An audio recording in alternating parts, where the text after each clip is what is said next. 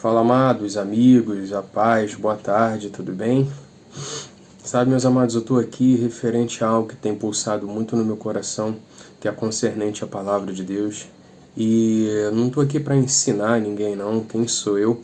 Mas eu estou aqui para levantar a bandeira da verdade, a bandeira da palavra de Deus, em um tempo tão confuso, de muitas misturas, de muita confusão doutrinária, muita confusão de ideologia. A única coisa que eu quero é fazer menção da palavra de Deus, né? Estou aqui para defender nada, religião nenhuma, muito pelo contrário, estou aqui para defender o Evangelho, estou aqui para defender a mudança de vida e dizer que o Senhor cura, salva, liberta, transforma, batiza e quer a sua vida e quer a minha vida com Ele. Isso para mim é o mais importante. Sabe, irmãos, eu vejo a negligência que hoje existe com a palavra de Deus.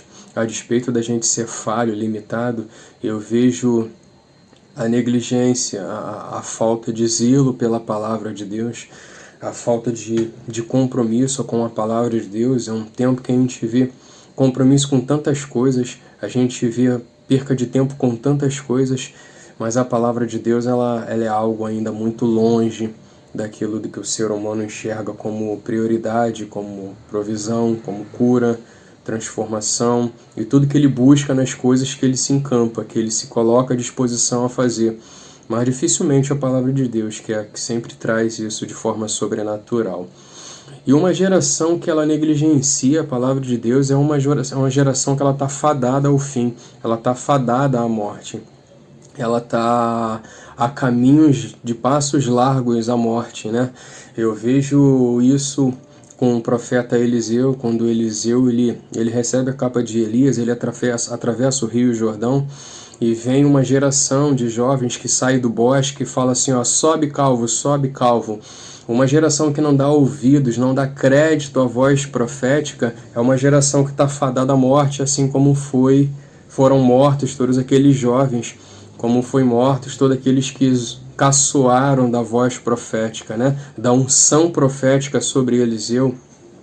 Eu vejo isso também inúmeras vezes na Bíblia, só que eu estou pegando pontos. Eu vejo isso no levantamento, na unção, quando foi ungido o rei Joás com 7 anos. Então, enquanto o sacerdote Joiada estava direcionando ele, enquanto o sacerdote Joiada instruía ele era reto aos olhos do Senhor. Porém, quando Joiada morreu, o sacerdote morreu, ele não tinha mais aquela voz para direcionar.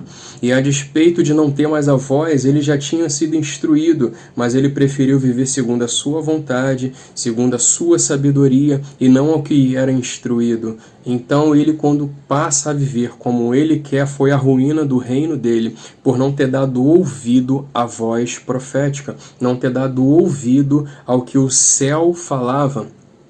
E ainda teve uma chance quando o filho de Joiada, ele profetizou, porque vendo toda a atrocidade que acontecia em Israel, acontecia no reino, ele profetizou para que voltassem ao Senhor.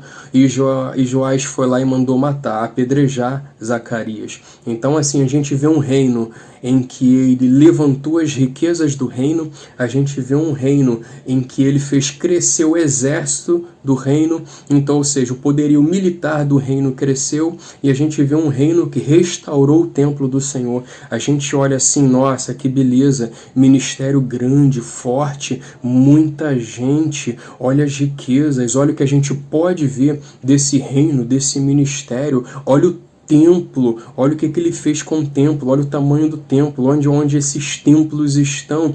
Mas esse reino, a despeito dele ter esse número de soldados, ter o exército crescido, ter o valor econômico do reino levantado, a despeito dele ter restaurado o templo, esse reino também ele esqueceu do Senhor. Ele permitiu a entrada da idolatria e não desfez dos altos, não derrubou os altos. Ele matou Zacarias apedrejado, que era a voz profética, dando uma oportunidade a Joás. Esse mesmo rei que, quando vieram os sírios, ele numa atitude de desespero e covardia foi até eles, até os sírios, e perguntou se era de paz. E nessa pergunta se que era de paz, ele queria paz, então ele tentou comprar a paz e deu toda a sua riqueza, deu inúmeras coisas ao rei da Síria, e ainda assim, mesmo tendo recebido todos aqueles presentes do rei Joás, Síria foi lá e atacou Israel, feriu a Israel, feriu também Joás. Joás ficou na cama. E qual foi o fim de Joás? Enfermo, ferido na cama, e os seus depois foram lá e o mataram. Teve grandes coisas boas que a gente poderia dizer assim, nossa, que bênção. Mas existe uma coisa que é pior de todas as coisas, negligenciar a palavra de Deus, negligenciar a palavra profética, a voz profética. A gente vê isso também lá em Mateus 17, quando Jesus ele sobe ao monte da transfiguração e leva com ele Pedro, Tiago e João. A importância que Jesus dá em ouvir Moisés e Elias, coisa que nós não temos tanta paciência e nós não temos um espírito voluntário para ouvir a palavra de Deus. Jesus, o Senhor, o grande mestre, nos dá um grande ensinamento. Ele ouviu Moisés e Elias falar porque ele sabia que tinha algo de Deus sobre a vida e sobre aquele momento para Jesus. Mas Pedro, simbolizando uma geração afoita e que trabalha muito, Pedro toma a palavra, interrompe aquilo e fala assim, ó, Senhor, façamos para ti, Moisés e Elias, 3 cabanas, 3 tendas. Então, ou seja, uma geração que não entende a voz profética, é uma geração que quer trabalhar muito, mas entende pouco.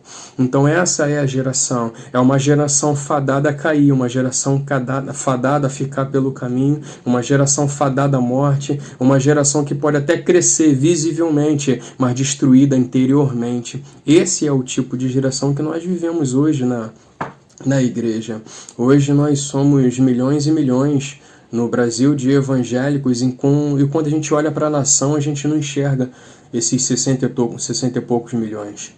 Levando em consideração que Atos dos Apóstolos diz que eis que os transtornaram a terra chegaram também até nós. Falando dos apóstolos, da igreja de Cristo Jesus, que estava crescendo naquele tempo.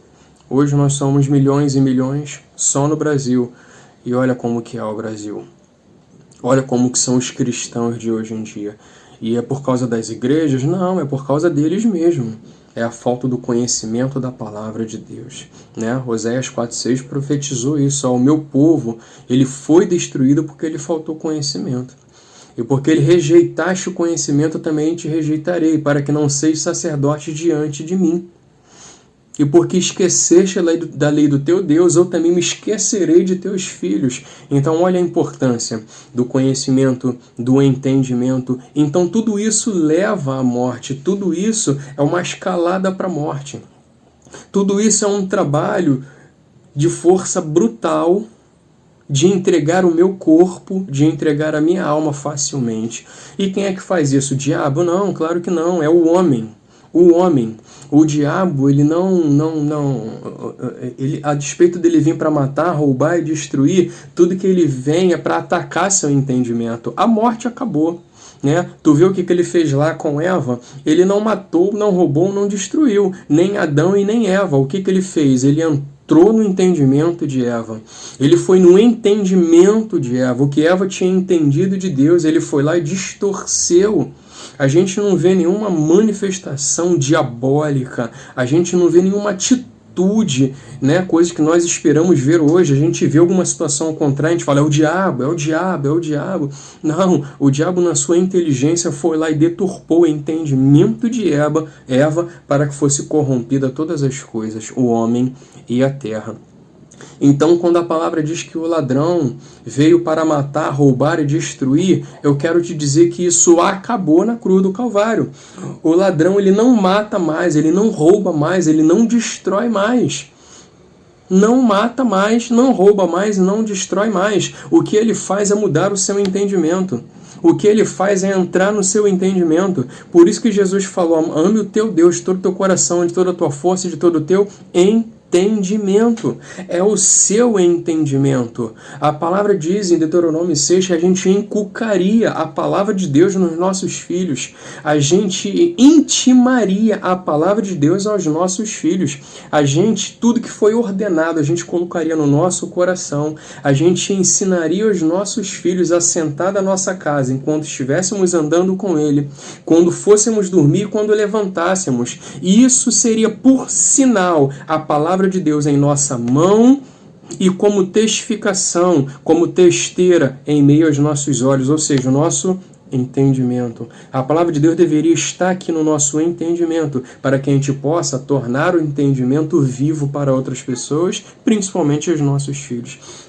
Então o ladrão veio para matar, roubar e destruir, disse Jesus, beleza, mas ele veio para dar vida e vida com abundância. Então se ele veio dar vida e vida com abundância, na cruz do Calvário, ele aniquilou a morte, o roubo e a destruição. Na cruz do Calvário, ele acabou com a força da morte, com a força do roubo e com a força da destruição. Tudo que hoje acontece é um trabalho na mente, uma guerra na mente, onde as pessoas não têm isso fixado dentro da mente do Espírito, a ponto de viver Cristo pelo que Cristo fez e pelo que Cristo prometeu. É o entendimento do ser humano que não permite ele ir além daquilo que Deus preparou para os que o amam.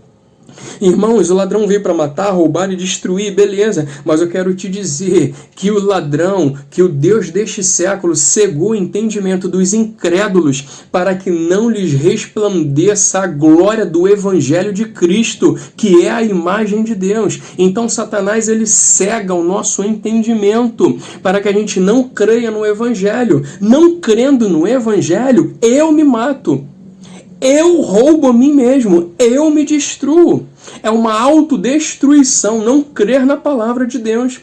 É autodestrutivo não crer nas verdades divinas. E se ele veio para cegar o entendimento dos incrédulos, isso quer dizer então que eu, na minha força, na minha sabedoria, eu continuo vivendo, eu quero viver, eu continuo ligando a minha vida àquilo que eu acho interessante. E não é para isso que Cristo te chamou. Para que a morte não tenha mais poder sobre a sua vida, é necessário você crer na morte e na ressurreição de Jesus. Por isso que a palavra diz que ele tomou as chaves do inferno e da morte. É o que foi profetizado por Oséias. É que Paulo repetiu em 1 Coríntios 15. Onde está a morte o teu aguilhão? Onde está o inferno a tua vitória? Porque tragada foi a morte pela vitória. O que é o salário da morte? O pecado. O pecado é o salário da morte. Então, se eu me entrego ao pecado, eu alcanço a morte. Se eu alcanço a morte, é porque não tem valia a ressurreição de Cristo que traz vida. Essa é a importância que a gente tem que ter. Crer na palavra de Deus é crer na vida. A importância que eu dou à palavra de Deus é a importância que eu dou à vida.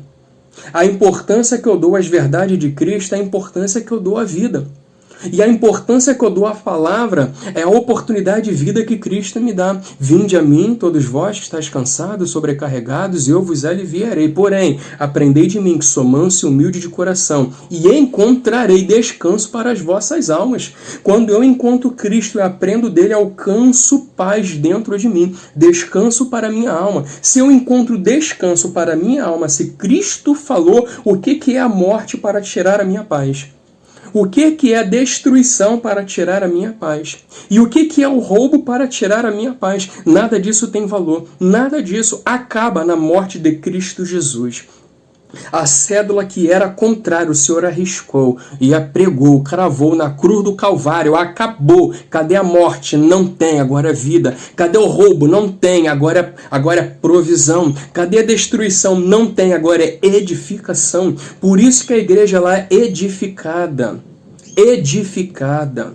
sobre esta pedra edificarei a minha igreja. A igreja ela é edificada, não tem mais destruição. Se eu me coloco à disposição da palavra de Deus, da realidade da palavra de Deus, da vida da palavra de Deus, eu sou edificado. E quando eu sou edificado, eu edifico alguém. Mas se eu creio na morte, aquilo ao qual foi chamado de pedra de edificação, eu posso ser uma pedra de tropeço, porque eu creio no ladrão e não no remidor.